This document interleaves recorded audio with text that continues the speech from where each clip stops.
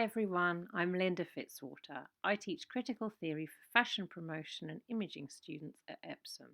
My course engages with past and current social trends, why they emerge, and how they affect people's lifestyles and consumerism. I'd like to introduce my student Rebecca, who will be telling you about her brilliant research analysing the role of women in the punk subculture, what their style represented in terms of transgressing contemporary beauty standards, and the gendered treatment that these women received. Hi there, my name is Rebecca. I'm a fashion promotion student and this is my presentation on women within subculture, specifically looking at punk. I opted to look at this topic as I'm very interested in the representation of women within society in different eras. Previous to this project, I looked at the 1950s housewife and how they were represented in advertising, which has then led me to look on the idea of the representation of women within subculture when they're in a more independent role in society. I feel like it's quite important to pick a topic that you know you've got an interest in, as it makes the research side to presentations and essays way more immersive and way more interesting. Throughout this presentation, I'm going to be exploring the writings of people such as Green, Garber, McRobbie, LeBlanc, Milton, Hebdige, Cunningham, Reddington and Clark, and I will be exploring the topics of defining subculture in relation to punk, dress sense and style, treatment of women within different subculture groups, and the representation of women within punk and other subcultures.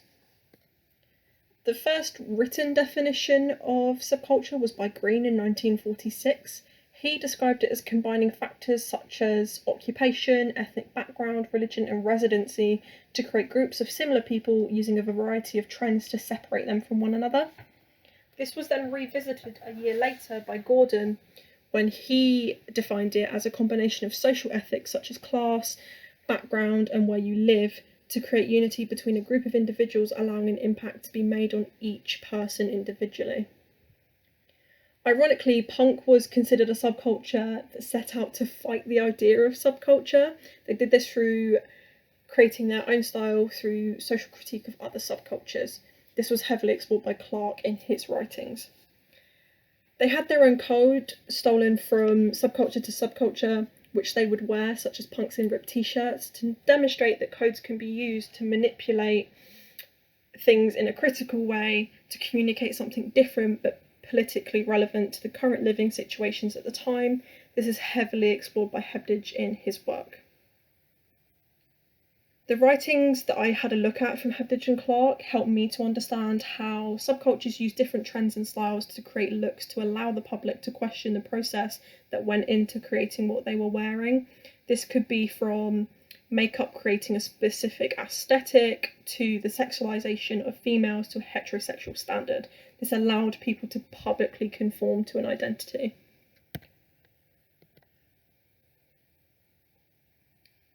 LeBlanc in her writing touched upon the fact that punk was considered a liberating subculture for women. It allowed them to explore the representations of femininity and expand upon them.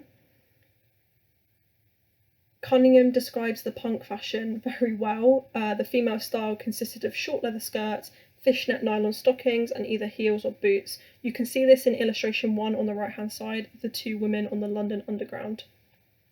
LeBlanc went on to explore how punk clothing and styling allowed women, mainly younger ones, to rebel against the mainstream society. This allowed them to explore what was outside the constraints of female style and beauty in a mainstream media and society. Punks predominantly explored this idea of anti-beauty. They adapted darker colour hair, which was often teased. This allowed it to stand up straight. Heavy dark makeup was then paired with this. This allowed them to highlight features such as their eyes or their lips.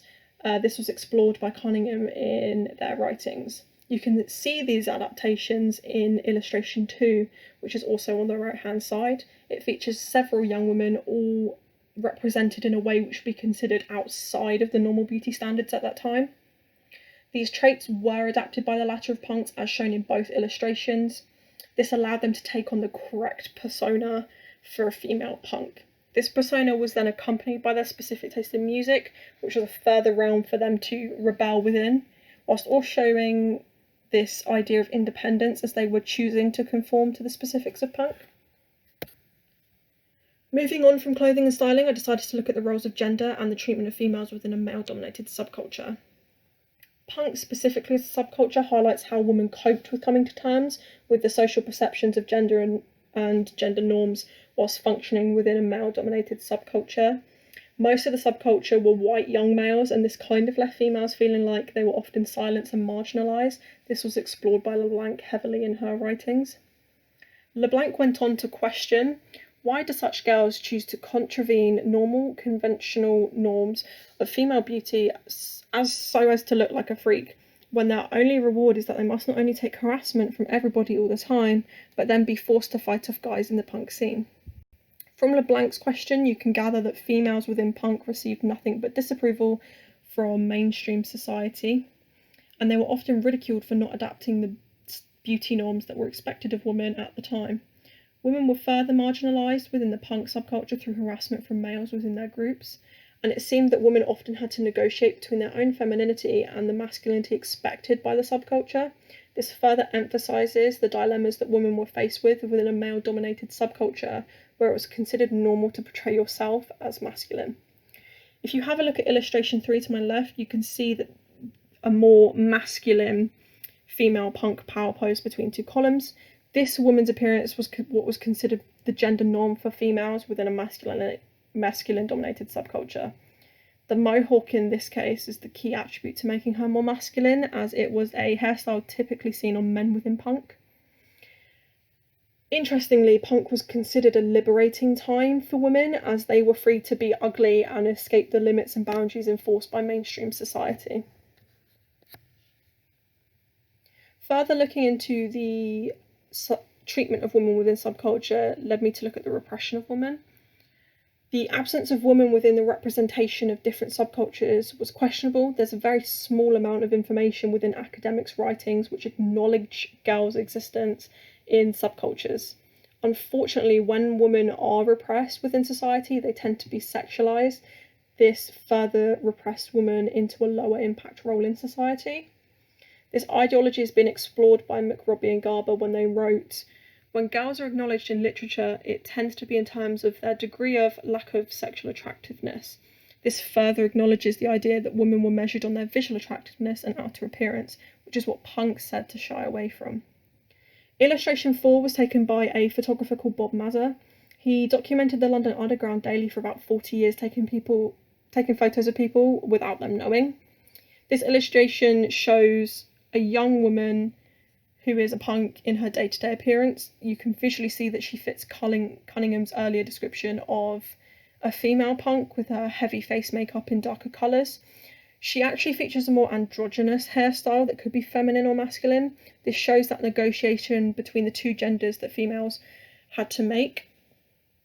The image also highlights LeBlanc's point on disapproval from other societal members. You can see this on the woman behind the punk who's looking at her. This unfortunately highlights how the disapproval from other females unfortunately further repressed female punks, and this was done by their own gender. Looking into the repression of women in punk led me to look at the further objectification of women as a whole.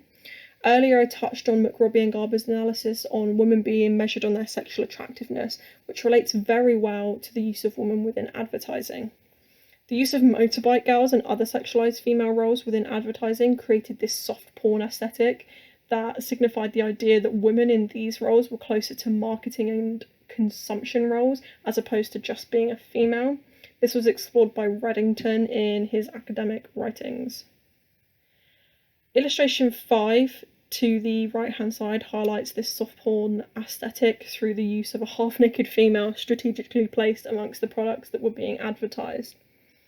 The woman in this advertisement specifically ticks all the boxes of the typical beauty standard of a female at the time. This allowed her to be sexually attractive to the subculture that this specific advert targets.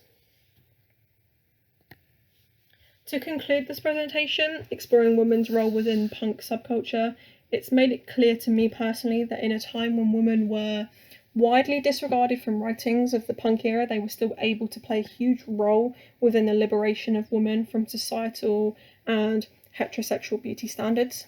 Although their appearances were still criticised by both men and women, female punks were still able to express their femininity whilst thriving in a male-dominated subculture. even though their gender placed them in a low impact role, they were still able to create discomfort within society's rules through their defiance. Unfortunately, due to the harassment and disapproval from the majority of the world, limited numbers of academics wrote about women during this time period. This ultimately led to a subculture that was a white, heteronormative male place. As a whole, exploring these topics that I have explored through my time in theory has really helped me to develop my practical work as well as my theory knowledge. I'm very interested in the representation of women in different areas in the media, like I said at the start of this presentation. This has been translated in my theory work as well as my practical work, as my visual work has really developed in terms of consideration of how I'm representing different people and topics. It's definitely led me to be more diverse and not biased towards one race, gender, or theme like I've seen others do within the media. This is my list of illustrations if you're interested in finding them anywhere you can. And this is my bibliography in terms of the books that I used to research this PowerPoint. I really hope you enjoyed it. Thanks. Thank you so much, Rebecca, and thank you to everyone viewing. We hope that being guided through this way of researching will prove to be inspiring this summer and in your future projects. If you would like any more details, feel free to email me, Linda Fitzwater. My email is lfitzwater@uca.ac.uk. Bye.